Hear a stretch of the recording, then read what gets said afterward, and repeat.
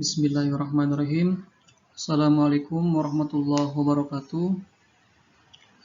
Kami dari kelompok 30, saya sendiri, Sahrilova, dan rekan saya, Bu Ruli Samsiana dan Bu Nur W. Maria.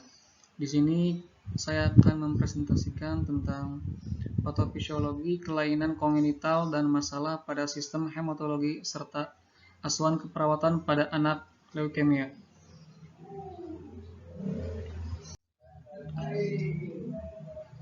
Ini anatomi sistem hematologi. Sistem hematologi tersusun atas darah dan tempat darah diproduksi, termasuk sumsum tulang dan nodus limpa. Darah adalah organ khusus yang berbeda dengan organ lain karena berbentuk cairan. Darah adalah suatu suspensi partikel dalam suatu larutan kolit cair yang mengandung elektrolit dan merupakan suatu medium pertukaran antar sel yang terfikasi dalam tubuh dan lingkaran luar.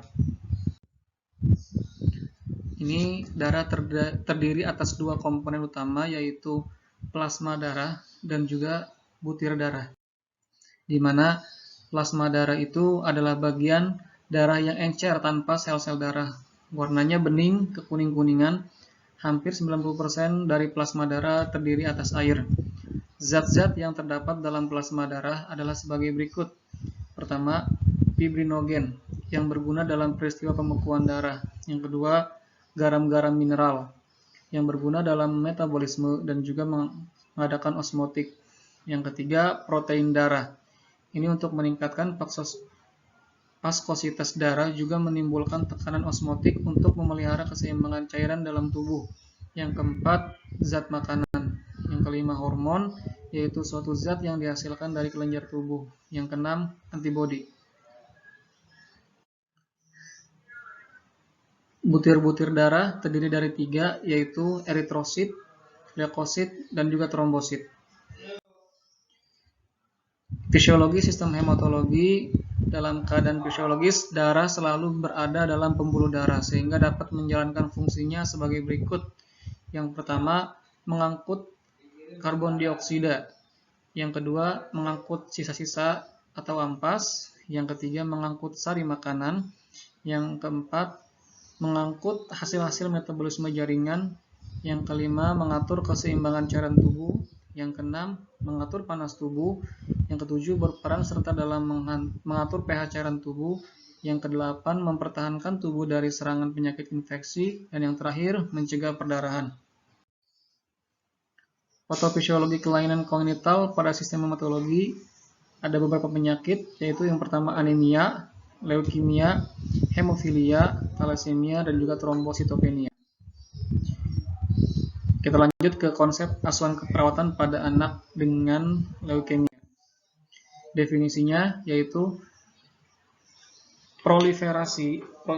Proliferasi itu pengulangan siklus ya. Sel darah putih yang masih imatur dalam jaringan pembentukan darah atau kanker jaringan yang menghasilkan leukosit.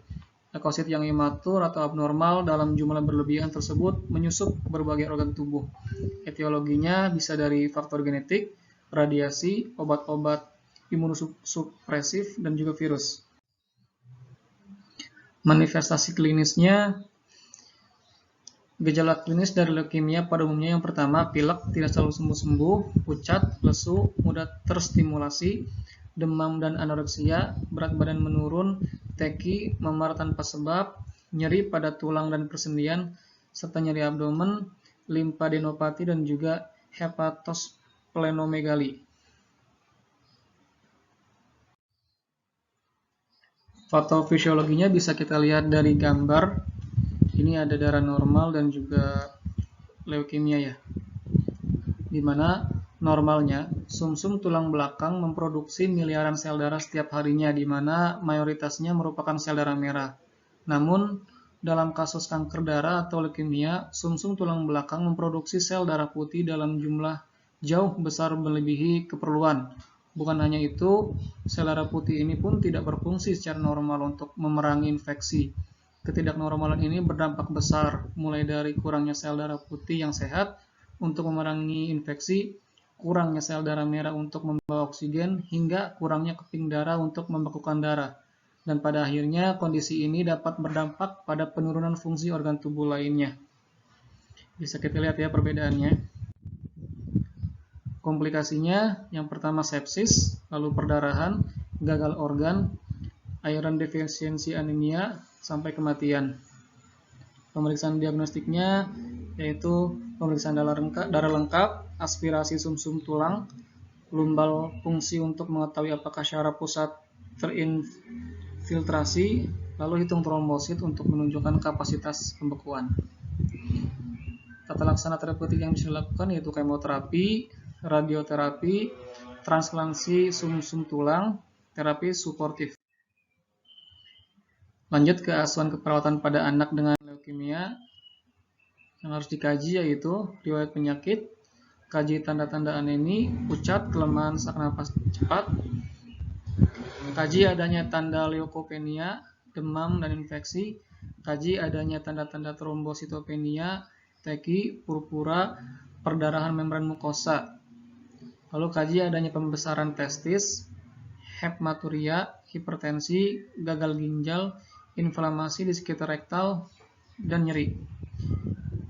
Dari kelompok kami mengambil 3 diagnosa keperawatan. Yang pertama yaitu resiko infeksi berhubungan dengan menurunnya sistem pertahanan tubuh. Yang kedua resiko cedera perdarahan berhubungan dengan penurunan jumlah leukosit. Yang ketiga perubahan nutrisi kurang dari kebutuhan berhubungan dengan anoreksia, malis, mual dan muntah. Efek samping terapi. Perencanaan atau intervensi yang pertama dari diagnosa 1 dengan kriteria hasil, anak atau klien bebas dari tanda dan gejala infeksi, mendeskripsikan proses penularan penyakit, faktor yang mempengaruhi penularan dan penata laksanaannya, menunjukkan kemampuan untuk mencegah timbulnya infeksi, jumlah leukosit dalam jumlah normal, menunjukkan perilaku hidup sehat. Intervensinya, anjurkan pengunjung untuk mencuci tangan yang baik, gunakan teknik aseptik untuk seluruh prosedur invasif, monitor tanda-tanda vital anak, evaluasi keadaan anak terhadap tempat-tempat munculnya infeksi seperti tempat penusukan jarum, ulserasi mukosa, masalah gigi. Lalu diagnosa yang kedua, resiko cedera perdarahan berhubungan dengan penurunan jumlah leukosit. Dengan kriteria hasil, klien terbebas dari cedera, klien mampu menjelaskan cara mencegah cedera. Ini mungkin untuk yang sudah mengerti ya anaknya. Klien mampu menjelaskan faktor risiko dari lingkungan atau perilaku personal, mampu memodifikasi gaya hidup untuk mencegah injuri, mampu mengenali perubahan status kesehatan. Dengan intervensinya yaitu sediakan lingkungan yang aman untuk klien, identifikasi kebutuhan keamanan pasien sesuai kondisi fisik, menghindarkan lingkungan yang berbahaya, menyediakan tempat tidur yang nyaman dan bersih, memberikan penerangan yang cukup, menganjurkan keluarga untuk menemani klien. Lalu diagnosa yang ketiga, perubahan nutrisi kurang dari kebutuhan tubuh berhubungan dengan anoreksia, malaise, mual, muntah, efek samping terapi. Dengan kriteria hasil, adanya peningkatan berat badan sesuai dengan tujuan, berat badan ideal sesuai dengan tinggi badan, mampu mengidentifikasi kebutuhan nutrisi, tidak ada tanda-tanda malnutrisi, tidak terjadi penurunan berat badan. Dengan intervensi, kaji adanya alergi makanan, berikan makanan yang terpilih, yang pastinya sudah dikonsulkan ya ke bagian gizi, anjurkan klien untuk meningkatkan intake Fe, anjurkan klien untuk meningkatkan protein dan vitamin C, monitor jumlah nutrisi dan kandungan kalori, dan berikan informasi tentang kebutuhan nutrisi ya.